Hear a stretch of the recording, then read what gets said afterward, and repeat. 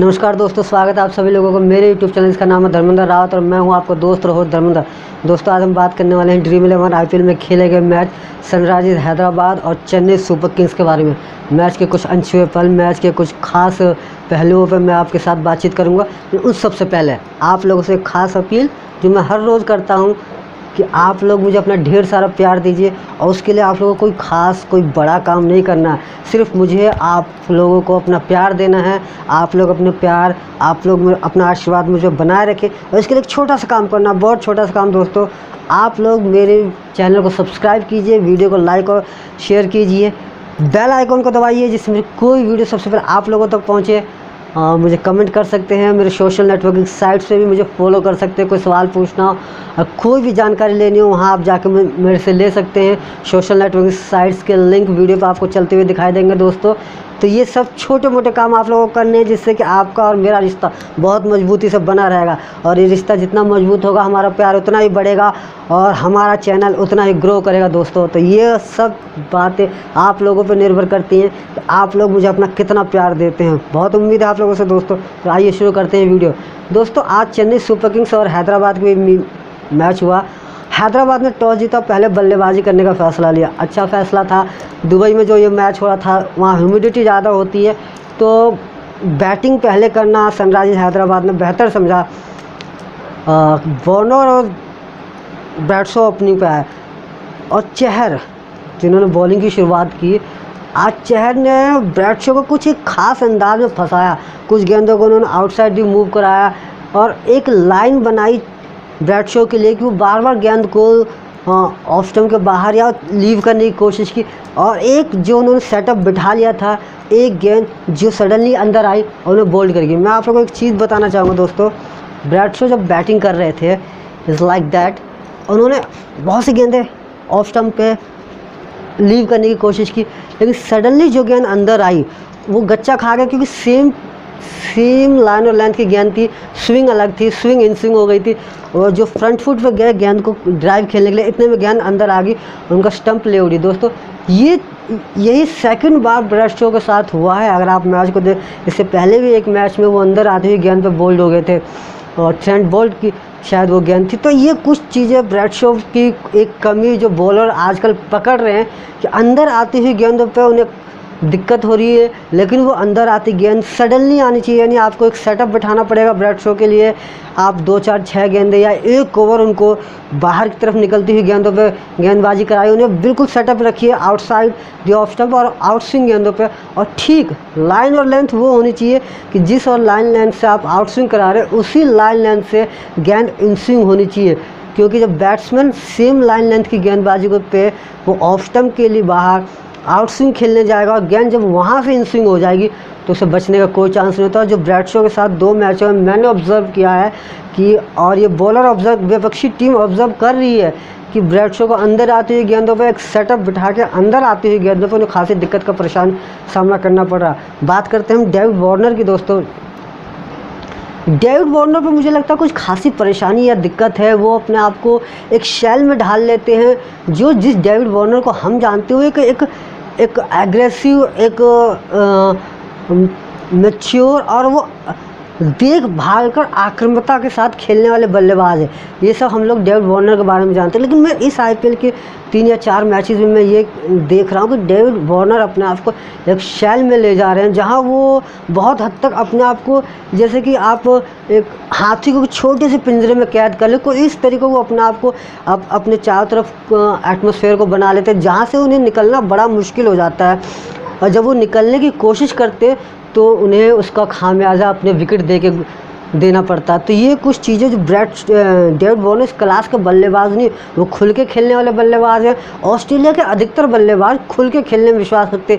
स्थितियाँ और परिस्थितियाँ कुछ भी हो, अगर 0 पे भी 5 विकेट चली गई है, उसके बाद भी 6ठे और 7वें नंबर का बल्लेबाज इसी तरीके से खेलेंगे जैसे कि ओपनिंग करने आए हो। तो ये ऑस्ट्रेलियन प्लेयर्स की खासियत है। लेकिन इस IPL में डेविड वार्नर कुछ फंसे हुए दिखाई दे रहे। अपने आप को उन्होंने एक शैल में बिठा रखा, और जिससे कि वो पिच पे तो टिके रहते हैं, 30 ओवर 30 गेंदें 35 गेंदें खेलते हैं, लेकिन उतनी ही गेंदों पे 20-30 रन ही बनाते। और जब उन्हें ये रियलाइज़ होता है कि यार ओवर ज़्यादा निकल चुके हैं, रन रेट बहुत स्लो है और यहाँ से मुझे चार्जअप करना चाहिए, अपने आप को शिफ्ट करना चाहिए, मोमेंटो को आगे बढ़ाना चाहिए, गियर चेंज करना चाहिए, जब तक बहुत लेट हो चुका होता है। जब तक वो शिफ्ट करने के बारे में सोचते हैं और एग्रेसिवनेस दिखाने की कोशिश करते हैं, तो जब तक वो बॉलर के झांसे में फंस चुके होते हैं। बैड लक रहा केन विलियमसन का कि वो रन आउट हो गए और रियान पराग ने उनके कॉल पर रिस्पॉन्स नहीं किया। पर दोस्तों, तो किसी ने भी देखा हो, चाहे उस परिस्थिति में अगर मैच सनराइजर्स हैदराबाद हार गई होती तो सनराइजर्स हैदराबाद के डगआउट और ड्रेसिंग रूम में आज रियान पराग की क्लास लग रही होती। लेकिन अब नहीं लग रही होगी, अब उनको शाबाशी दी जा रही होगी, क्योंकि उन्होंने काम ही शाबाशी वाला किया दोस्तों। ये भी मैं आप लोगों को बताऊंगा, लेकिन उससे पहले आप लोगों को मैं एक बार फिर याद दिलाने देना चाहता हूं दोस्तों, मेरे चैनल को सब्सक्राइब कीजिए, वीडियो को लाइक और शेयर कीजिए, कमेंट सेक्शन में जाके कमेंट कर सकते हैं। मेरे सोशल नेटवर्क की साइट में भी आप मुझे फॉलो कर सकते हैं, कुछ भी पूछना आप लोगों को पूछ सकते हैं दोस्तों। अपना ढेर सारा प्यार मुझे देते रहिए और वीडियो को पूरा देखिए, क्योंकि वीडियो पूरा देखोगे तभी ही क्रिकेट की बारीक बातों को आप समझ पाएंगे। मैं क्या बताने चाह रहा हूँ, मैं क्या समझाना चाहता हूँ, वो जब भी आप समझ पाएंगे। तो दोस्तों, मैं बात कर रहा था रियान पराग की, जिन्होंने केन विलियमसन की कॉल पर रिस्पॉन्स नहीं किया और केन विलियमसन को वापस भेज दिया, जिसकी वजह से केन विलियमसन रन आउट हो गए। स्थिति बहुत ख़राब और नाजुक हो चुकी थी। परिस्थितियाँ ये थी कि सनराइजर्स हैदराबाद मैच हार जाती तो पूरा ब्लेम रियान पराग के ऊपर जाता, पर नहीं दोस्तों। इस समय ड्रेसिंग रूम में वो शाबाशी के पात्र बने हैं दोस्तों, क्योंकि उन्होंने जो पारी खेली है दोस्तों, शायद उसकी उम्मीद खुद उन्हें भी नहीं थी। एक शानदार क्लासिकल बल्लेबाजी, स्टार्टिंग स्लो रही। अभिषेक नायर जो दूसरे नया चेहरा टीम में, और अब्दुल समद ने बैटिंग में खास नहीं किया कुछ, लेकिन मैं बताऊंगा उन्होंने कैसा क्या किया, जिससे ये तीनों ही न्यू कमर आज ड्रेसिंग रूम में शाबाशियों के हकदार होंगे और उनकी वाहवाही हो रही है। पूरे IPL सीज़न में पूरे देश में भी इन तीनों की वाहवाही हो रही है, लेकिन ड्रेसिंग रूम में कुछ खास। रियान पराग ने 50+ का स्कोर किया, मोर्चा वहाँ से संभाला रियान पराग और अभिषेक शर्मा ने, दोनों ने इतनी शानदार बल्लेबाजी की कि चेन्नई सुपर किंग्स की गेंदबाजी को ध्वस्त करके रख दिया। चेन्नई सुपर, चाहे डेवन ब्रावो जो डेथ और स्पेशलिस्ट हैं, चाहे आपका शार्दुल ठाकुर, चाहे चहर, चाहे सैम करन के एक ओवर में 26 रन मारे रियान पराग ने, जहाँ से एक मैच का मोमेंटम उन्होंने चेन्नई सुपर किंग्स की तरफ शिफ्ट कर दिया। उन्होंने अपना भी स्कोर बढ़ाया, अपने भी हाथ खोले और चेन्नई सुपर किंग्स के लिए दरवाजे खोल दिए। कि जिस समय उससे पहले तक Chennai Super Kings Sunrisers Hyderabad के लिए दरवाजे खोल दिए। माफ़ी चाहूँगा, मैंने यहाँ चेन्नई सुपर किंग्स की बल्लेबाजी के बारे में बता दिया, लेकिन उन्होंने सनराइजर्स हैदराबाद के लिए, उससे पहले सनराइजर्स हैदराबाद एक ख़राब परिस्थिति में थी, लेकिन अभिषेक शर्मा और रियान पराग ने जिस तरीके से बैटिंग की, मैच का रुख ही बदल दिया और चेन्नई सुपर किंग्स की सारी गेंदबाजी धरी की धरी रहेगी दोस्तों। सैम करन अपने लय में नहीं देखे, जो जिसके लिए वो प्रख्यात है। पिछले 2-3 मैचों में बहुत शानदार गेंदबाजी की थी, लेकिन आज कहीं ना कहीं वो अपनी लाइन और लेंथ से भटक चुके थे और जिसका भरपूर फ़ायदा रियान पराग ने उठाया और मैच को एक सम्मानजनक टोटल तक पहुंचाया, जिससे कि सनराइजर्स हैदराबाद एक अच्छा फाइटेबल टोटल सेट करके मैच में आगे बढ़ सकती थी। बॉलरों के लिए उन्होंने कुछ करने को दिया। बात चेन्नई सुपर किंग्स की बैटिंग की, डुप्लेसी और आज वॉटसन ने ओपनिंग की। ये मेरा नज़रिया है कि अब शेन वॉटसन को रिप्लेस कर देना चाहिए, क्योंकि हम सिर्फ किसी की पास्ट परफॉर्मेंस को लेके हम उसे आगे नहीं बढ़ सकते। No doubt Shane Watson is one of the best batsman in the world. In the past, in the 4 matches continuously he is flop by the bigger margin. तो सोचने की ज़रूरत है चेन्नई सुपर किंग्स के थिंक टैंक को, captain को, give him some break, 1 or 2 matches. I am not say that कि whole IPL, but 1 or 2 matches rethink himself. वो सोचे अपने बारे में, उनसे कहाँ गलतियाँ हो रही हैं। बहुत बड़े प्लेयर हैं, अगर वो इस तरह की गलतियाँ करेंगे तो चेन्नई सुपर किंग्स की आज इस समय जो हालत है उसको कोई नहीं सुधार सकता। डुप्लेसी अच्छा खेलते खेलते रन आउट हो गए और एक अच्छा थ्रो था या कहीं ना कहीं तालमेल में कमी हुई, केदार जाधव, जो कभी नहीं चले और आज भी नहीं चले।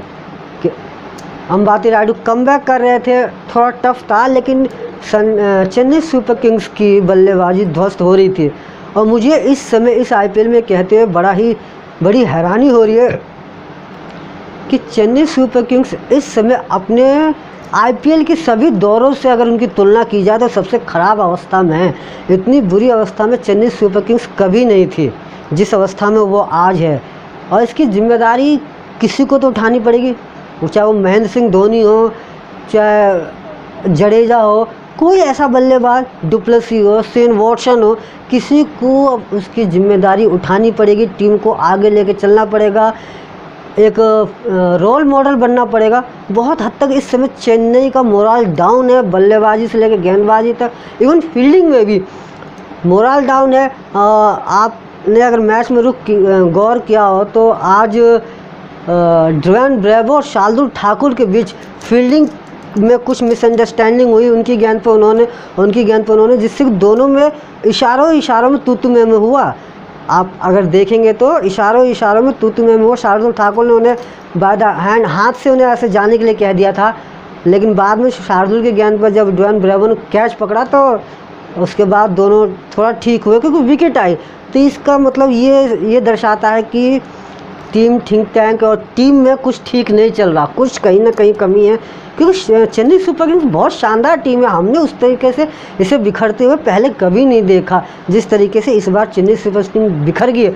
चेन्नई सुपर किंग्स इकलौती ऐसी टीम है जो कभी एक प्लेयर, चाहे वो बॉलर हो चाहे वो बल्लेबाज हो, के दम पे नहीं चलती है। चेन्नई सुपर किंग्स का कोई भी बल्लेबाज, कोई भी बॉलर किसी भी समय परफॉर्म कर देता है और टीम की नैया पार करा देता है। लेकिन इस समय चेन्नई सुपर किंग्स अपने सबसे ख़राब दौर से गुजर रही है दोस्तों।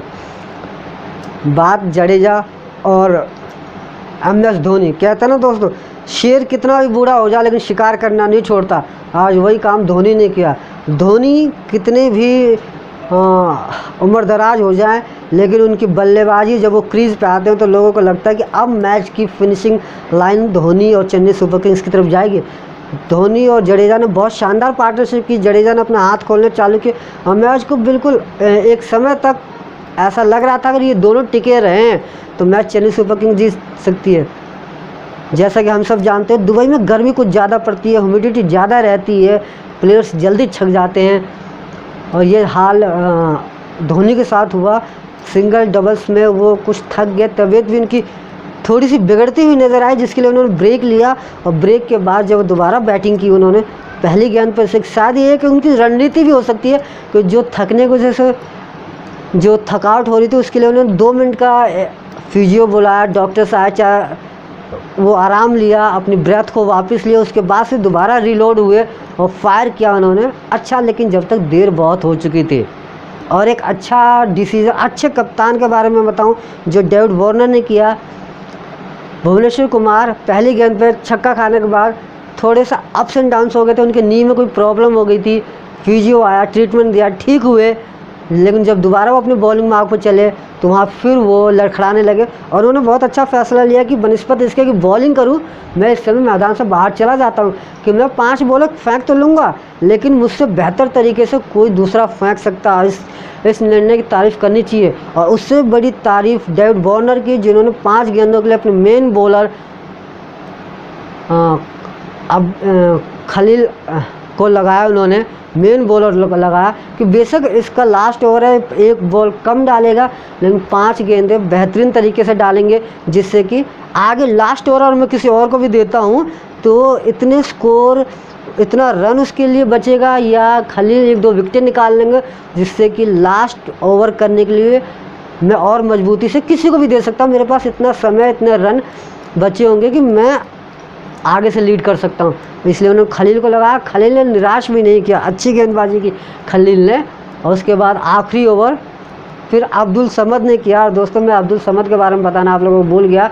अब्दुल समद ने 2 महत्वपूर्ण विकेटें निकाली इस मैच में और मैच का रुख पूरी तरह से सनराइजर्स हैदराबाद की तरफ मोड़ दिया उन्होंने। 2 महत्वपूर्ण विकेटें पहले मैच में जब उन्होंने खेला था तो मुझे ऐसा लगा कि वो बहुत शानदार बल्लेबाज है, उनको अगर मौका मिले ऊपर खेलने के लिए, क्योंकि एक आपको देख के लग जाता है कि इस बल्लेबाज में कितना टेम्परमेंट है। और वो देख के पहले मैच में लगा कि अच्छे पावर हिटिंग कर सकते हैं, गेंद सिचुएशन के हिसाब से खेल सकते हैं, लेकिन आज मौका था तब भी उन्हें ऊपर नहीं भेजा गया।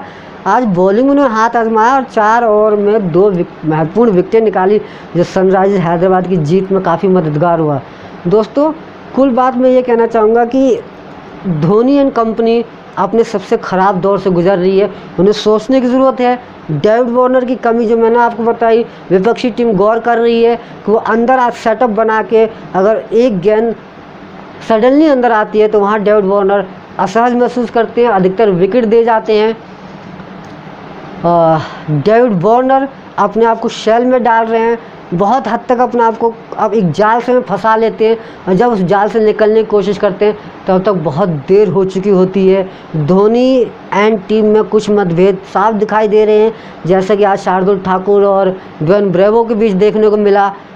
ये था आज के मैच में मेरे रिव्यू, मेरे थॉट्स, कुछ बारीक पहलुओं पर नज़र आपके साथ मैंने डाली। दोस्तों, अपने थॉट्स और रिव्यू आप लोगों के साथ शेयर किए, तो आप लोगों को कैसा लगा मुझे कमेंट्स करके जरूर बताइएगा। कमेंट करने के लिए आप कमेंट सेक्शन में जा सकते हैं और कमेंट कर सकते हैं, या मेरे सोशल नेटवर्क की साइट यूट्यूब, इंस्टाग्राम, फेसबुक पर भी मुझे कमेंट कर सकते हैं, जिसके लिंक आपको वीडियो में चलते हुए दिखाई देंगे। और एक महत्वपूर्ण बात दोस्तों, मुझे अपना ढेर सारा प्यार देना मत भूलिएगा। आपका प्यार अगर मेरे साथ बना रहेगा तो मैं ऐसी बहुत अच्छी वीडियो आप लोगों को बनाता रहूँगा दोस्तों। तो सिर्फ एक सिंपल सा काम आप लोगों को करना है, चैनल को सब्सक्राइब कीजिए, वीडियो को लाइक और शेयर कीजिए, कमेंट सेक्शन में जाके कमेंट कीजिए, सोशल नेटवर्क की साइट में मुझे फॉलो कीजिए। दोस्तों, एक यही रास्ता जो आपका और मेरा रिश्ता दिल से मजबूत करेगा। खुश रहिए, सुरक्षित रहिए और अपने परिवार का ख्याल रखिए। हाँ दोस्तों, एक और महत्वपूर्ण बात, जो आपका मन करे वो कीजिए, लेकिन वो सही हो और सुरक्षित हो। धन्यवाद।